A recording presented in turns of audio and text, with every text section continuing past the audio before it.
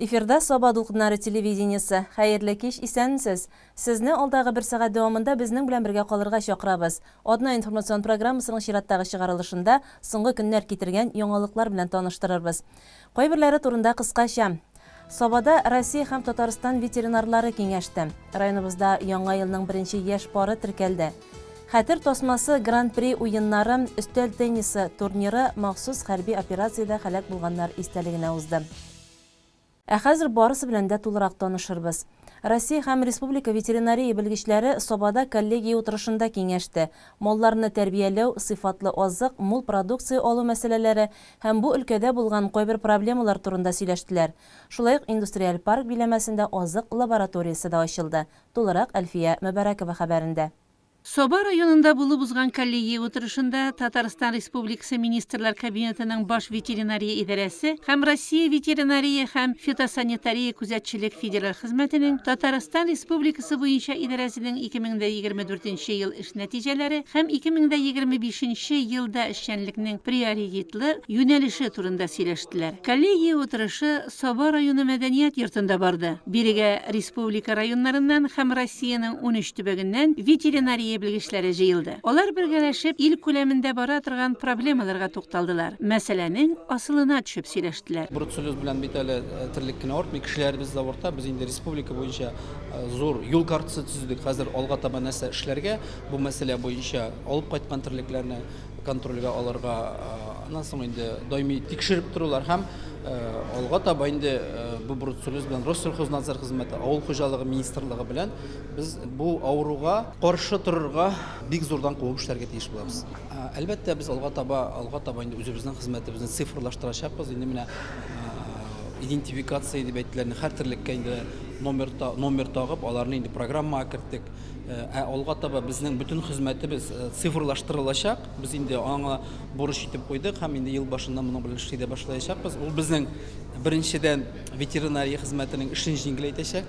Икенчедән инде безнең бөтен эшләгән эшебез программада күренеп торачак. Ниндидер өстәп язуларга юл куелмачак. Шуңа күрә бу мәсьәлә буенча ел ахырына хәтле без өзебезнең барлык хезмәтне цифрлаштыруга күчереп бетерәчәкбез. 2025 елга бурычлар да шактый. Әлбәттә, безнең һәр вакыттагыча бурыч республиканың иминлеген тәэмин итү, йогышлы авыртуларны булдырмау, терлекләр арасында терлекләрдән кешеләргә күчә торган авыртуларны, менә безнең бердән-бер зур бурыч республиканың авырулар буенча кешеләргә, терлекләргә йога торган авыртуларын булдырмыйча калу һәм инде безнең республика халкын сыйфатлы продукция белән тәэмин итү, терлекчелек продукциясе белән.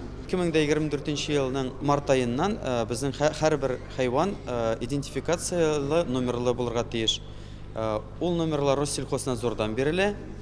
Менә сыерларда, этләрдә, мәчеләрдә, атларда һәрбер хайванның үзенең машинаның вин коды шикелле үзенең бер номеры булырга тиеш. Менә без шуның белән шөгыльләнәбез. Подкожный микрочиплар без ясыйбыз. Шулай ук колакка элә торган электронный меткалар һәм визуальный биркалар ясыйбыз. Төрле сканерлар, шуларны укый торган инструмент дип атасаң да була инде. Һәрбер ветеринарның хәзер үзенең сканеры булырга тиеш. Ул хайванны сканировать итеп бөтен историясын хайванның нинди төрле ветеринарный мероприятияларын ясалганнарын шуларын барысын да сөйли. Шулай ук без үзебез ясадык, Татарстан программировать итеп программное обеспечение яздык. Телефон аша безнең хәзер белеп була хайванны электронный меткасын считывать итәбез сканер белән. Автоматический режимда, получается, телефонга төшә безнең вес животного һәм аның номеры.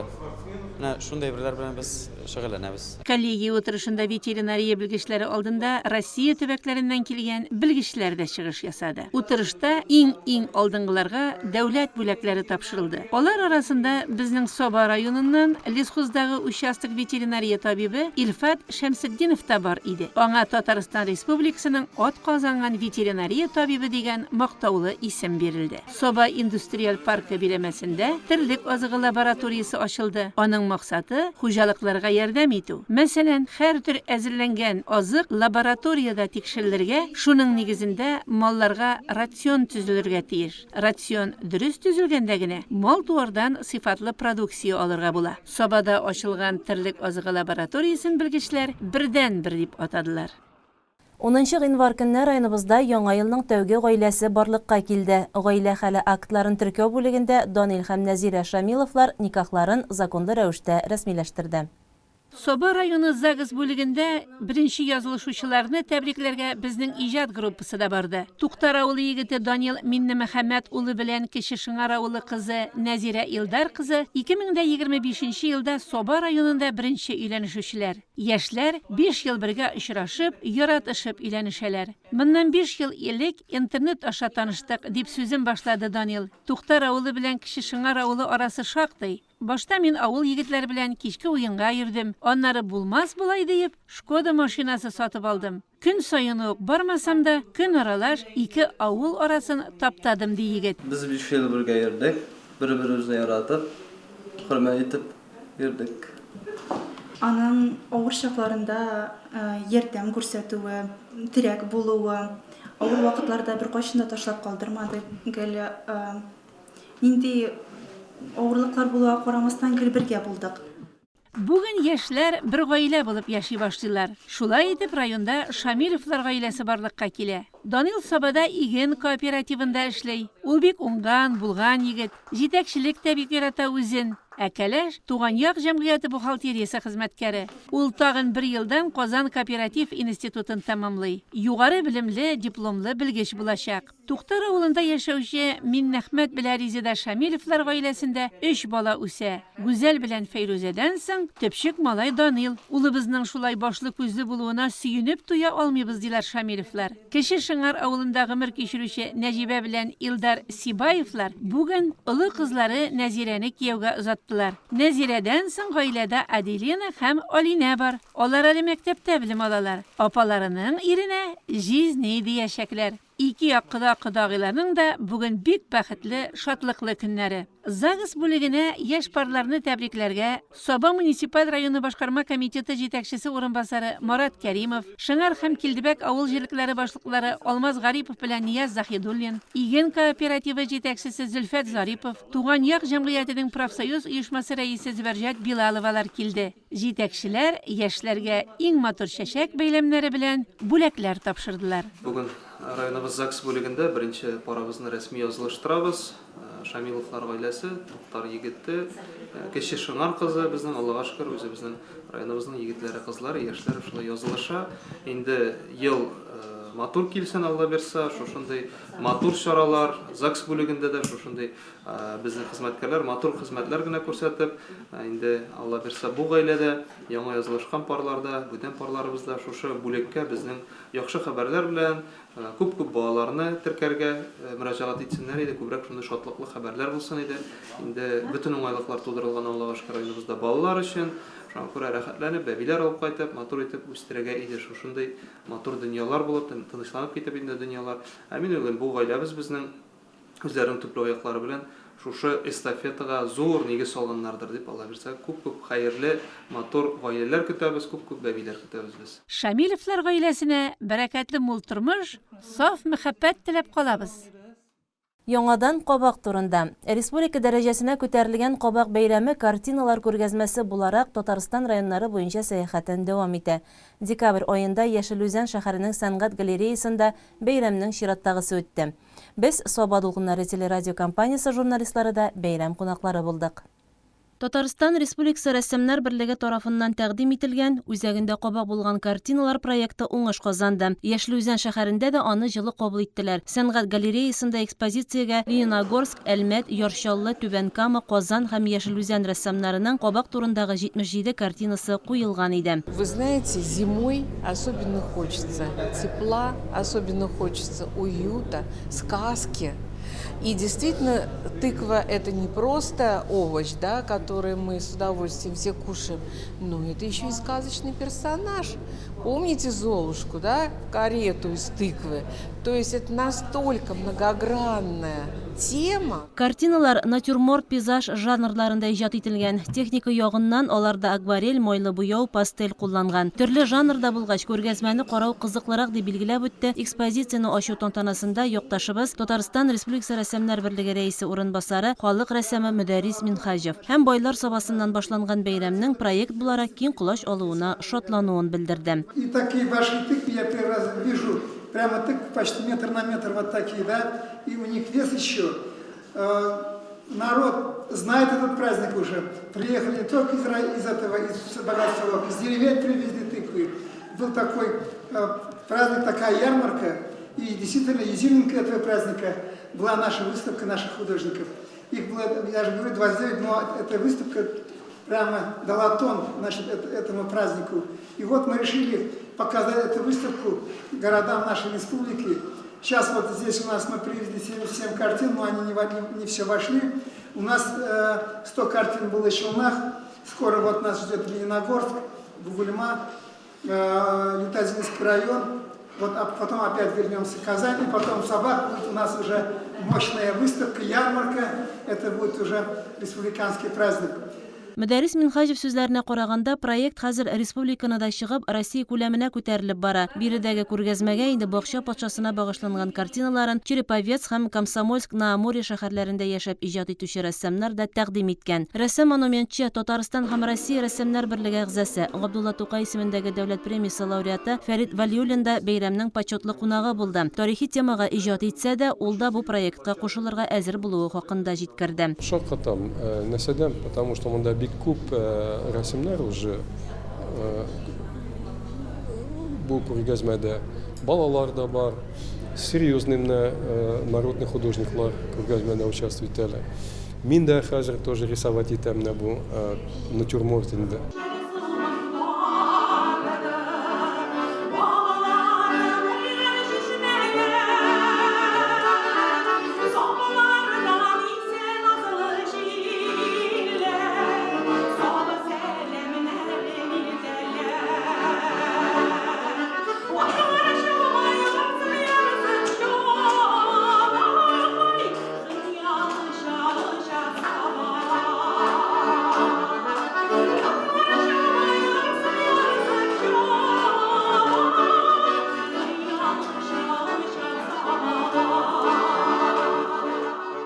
Яшел үзәнлеләр җырлы чыгышлар белән дә бәйрәмне матурлады. Хәзерге вакытта Яшел Үзән шәһәрендә яшәүче һәм сәнгать өлкәсендә хезмәт куючы Йолдыз Шамгунова безнең якташыбыз. Башкарган җыры да Саба турында иде. Тормышым белән горурланып әйтә алам. Гүзәл Саба ягыннан, Туу таныклыгында Саба районы, Алан авылы дип язылган. Әниемнең яшьлеге шул Алан авылында үтте. Мәдәниятне, сәнгатьне күтәрү өчен бик күп көч куйды Алан авылында. Ләкин кызганычка каршы 85 елларда бугай без күчеп киттек Яшел Үзән районына. Ләкин күңелдә Саба ягы, Алан авыл дибез хәзер Теләчә булса да, ул күңелдә барып кирип калган Саба булып. Мин туган ягымны нык яратам, сагынып яшим гомрем буе. Саба ягы гүзәл як, талантларга бай як, табигате бик матур. Менә бүгенге шундый матур кичә булды. Шундый талантлы кешеләр килде. Рисән апа Мустафина, Мөдәррис абый Мингазов. Шушы кичәгә килүем белән мин нык горурланам. Рәйсә апа Имамиеваның язган Әхмәт Кадир сүзләренә хыялымның ярсу чаптарлары җыры белән мин бүген үземнең балачагыма кайттым. Иң бәхетле минутлардыр ул балачак. Кунак ашы кара каршы дип Сабадан килгән җырчыбыз Рисәнә Мустафина, Казан шәһәреннән килгән якташыбыз музыкант Рафинат Сәләхов белән җырчы Фәрит Мирзануровлар үзләренең матур җырларын һәм Курайда халык көйләрен бүләк иттеләр.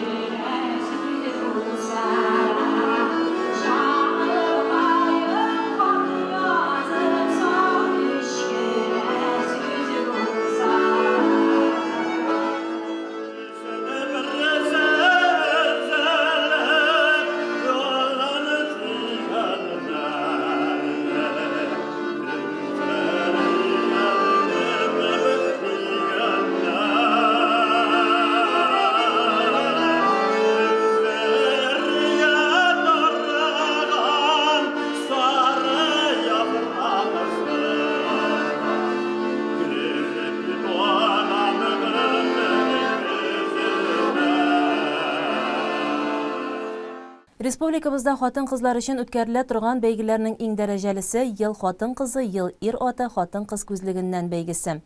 Төрле өлкәләрдә хезмәт куючы, җәмәгать тормышында актив катнашучы, уңган, булдыклы хатын-кызларыбыз һәм ир-егетләребез көч сынаша торган бәйге төрле номинацияләрне үз эченә ала. Берничә номинант белән без сезне инде таныштырдык та. Катнашучыларның тагын берсе Шәмәрдән авылында яшәүче Нурия апа Шәйдуллина. Ноябрь аенда аңа 101 яшь тулды. Районыбызның иң өлкән кешеләреннән берсе Нурия Әхмәтҗан кызы Шәйдуллина бәйгенең 3нче яшь героинясы номинациясында катнаша. Ул 1923 елның 21 ноябрендә районыбызның Йылыш авылында туган. Мәктәптә 7 сыйныф белем алганнан соң 2 ел авыру әнисен карый. Аны соңгы юлга озата. 13 яшьтән салым агенты булып эшли башлый. Аннары Эзмә авыл җирлегендә сәркатип. 1946 елдан исә 26 ел дәвамында Шәмәрдән кулланучылар җәмгыятендә эшли. Хезмәт урыннарында да сынатмый. Йорт җирләрендә һәр чак ялт итеп тора. Балаларым да үзе мәшәгә бер эштә тотмыйлар ана. Тегесе дә эштә, монысы да эштә. Бер эштә торганы юк. Ана бөтен ине җиткерде. Бер эштә тормый. Үзем дә менә телевизор караган чагында носки бәйләп утырдым. Бер сыңар носки бәйләдем телевизор караганда. Карасы юк. Булай гына. Әнием дә шулай, әнием дә авырткан чагында бер арыш капчыгы носки бәйләде.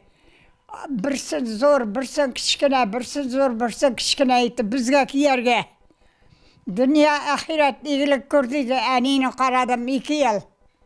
Җанында ирәдем жатып. 1946 елда Захидулла исемле егеткә тормышка чыгып, Шәмәрдәндә яши башлыйлар. 5 балага гомер бирәләр. Тормыш иптәше һәм уллары инде вафат. 3 кызы аның терәге. Ул аларның ярату кайгыртуын тоеп, бик бәхетле гомер кичерә. Аның 10 оныгы, 15 оныкчыгы, 5 туруны бар. Бик өлкән яшьтә булса да Нурия әби гәҗитләр, дугалар укый, колакчыннарын киеп телевизор карый. Мин аны яшь бала шикелле карыйм. Үземнең балалар юк минем.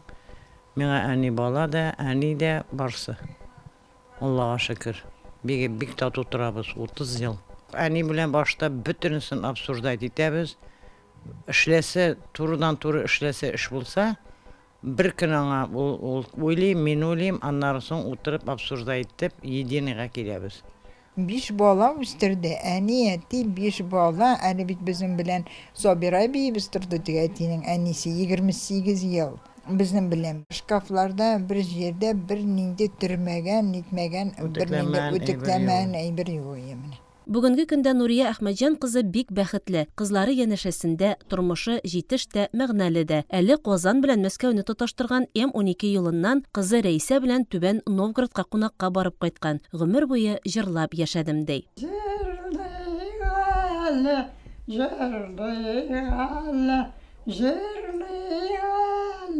Күбейтеп бергә булган минутларны сагынып сөйләрлек итеп. Казанда балалар Республика клиник хастаханәсендә эшләүче оныкчыгы Ленар да әбисе янына еш кайтып йөри. Сәламәтлеген кайгыртып тора. Бабушке уже в прошлом году был 100-летний юбилей, в этом году уже 101 год Алаберсат. Приехал так на радостях поздравить. 101 яшен тутырган Нурия әби өчен яшәлгән гомеренең һәр көне кадерле. Ә инде кызларының яратуын, кайгыртуын тоеп яшәү аңа тагын да сөйкемлелек, матурлык һәм яшәү көче өсти.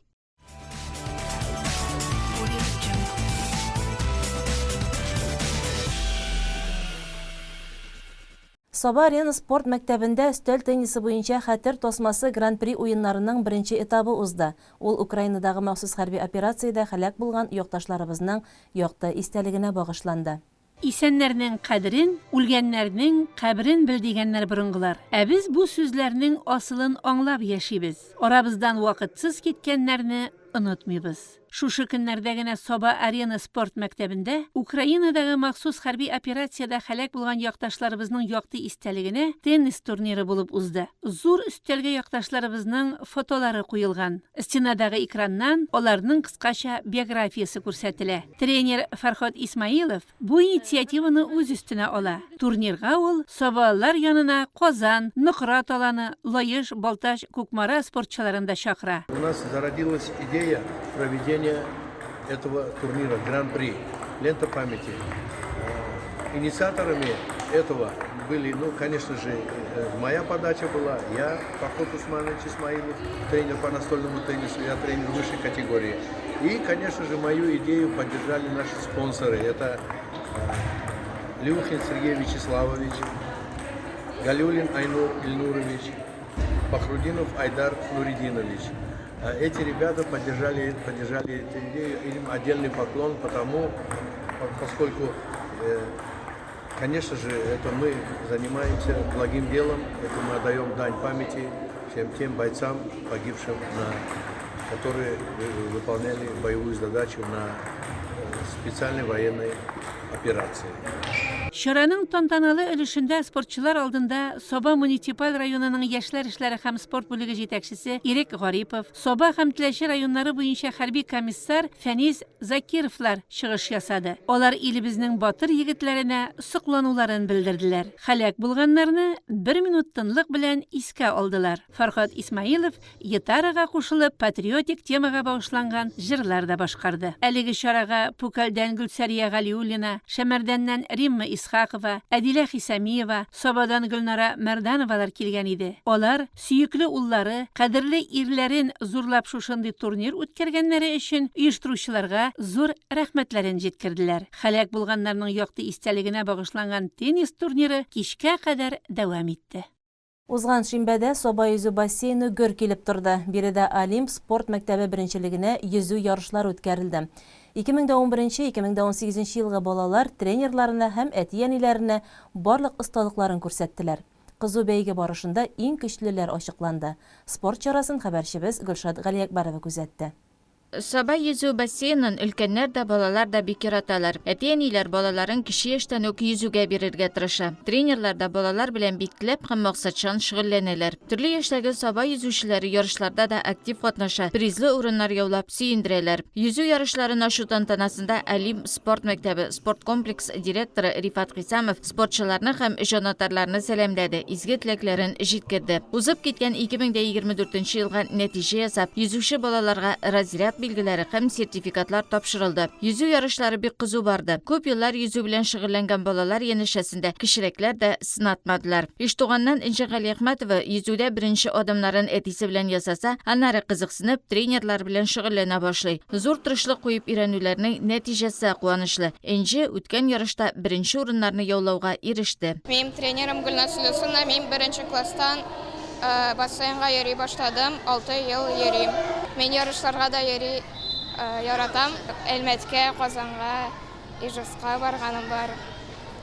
Призлы урыннар да алган бар. Соба йөзү бассейнында шөгыльләнүче өметле спортчыларыбызның тагын берсе Әмир Фәсхетдинов. Ул йөзү спортында уңышларның җиңел килмәвен бөтен тулылыгы белән аңлап, бар көчен куеп шөгыльләнә. Мин Соба гимназияның 6 классында укыйм. Мин йөзүгә 5 яшьтән буе йөрим, тырыша йөзәм. Урыннарны тырышусыз алып булмый, йөзүгә кич белән 5 көн, иртә белән 4 көн, санап алсак 9 көн атнага бассейнга йөрим. Гаиләмдә 3 яшьлек энекәшем үсеп килә, йөзүгә биреп карадык, булып чыгыр дип уйлыйм. Хәзерге вакытта мин 2нче взрослый, 1нче взрослый разрядына да күп калмады. Соба йөзү бассейнында шөгыльләнүче балалар яхшы нәтиҗәләргә ирешү өчен бик зур тырышлык таләп ителәчәген баштан ук аңлыйлар. Алар ниндидер уңышларга ирешә икән, тренерларның да, әти-әниләрнең дә хезмәте бик зур. Соба йөзү бассейны директоры Гөлнас Сафина без киләчәккә зур максатлар куеп эшлибез ди. Менә шундый матур итеп ярыш үткәрергә булдык. Яңа ел ялларын дәвам итеп, спорт мәктәбе арасында, балалар арасында 60-лап, 65-ләп бала катнаша безнең бу ярышларда. 2017 елдан башлап 2011 елларга кадәр малайлар, кызлар катнашалар. Шундый матур ярыш бара. Инде җиңүчеләрне ахырдан билгелибез. Разряд үтәүчеләр төрлечә. Но барыбер тренировкага йөргән балаларныкы тизрәк үтәлә. Без инде башта юношеский разрядлардан башлыйбыз, аннары второй взрослый, первый взрослыйга менеп җитә, шулай ук кандидат мастера спортларны көтәбез. Сава балалар арасыннан инде алар да Алла бирсә озак көттөрмәсләр. Килеп чыгырлар дип торабыз. Йөзү ярышлары һәр вакыттагыча бик күтәренке рухта үтте. Җиңүчеләр ачыкланып, алар бүләкләнделәр. 2025 елда уңышларга, җиңүләргә бай ел булсын иде. Одна информацион тапшыруында бүген сезгә җиткерәсе хәбәрләребез менә шулар иде. Алда реклама һәм җырлы бүләк тапшыруы. Безнең белән калыгыз.